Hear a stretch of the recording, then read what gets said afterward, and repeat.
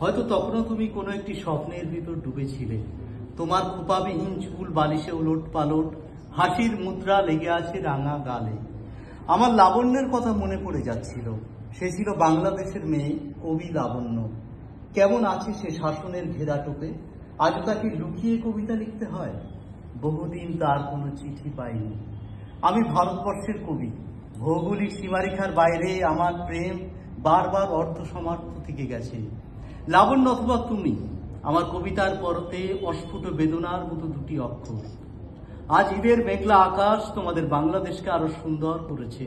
বাতাস এমনভাবে বইছে যেন স্পর্শের বাইরে দাঁড়িয়ে থাকা তোমাদের আশ্চর্য উপস্থিতি। ভারতবর্ষ, বাংলাদেশ, মাঝখানে একটা ব্যারিকেড।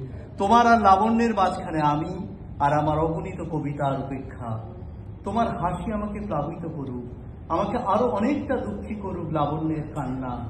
একদিন আমি থাকবো না, তুমি থাকবে না, লাবণ্যও থাকবে না। সেদিনও পাখিরা জেগে উঠবে, ভোরবেলার আলো খেলবে নদীর জলে।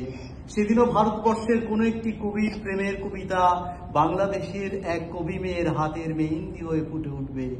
সেদিনও চাঁদ উঠবে, বক ফুলের মতো আধখানা চাঁদ।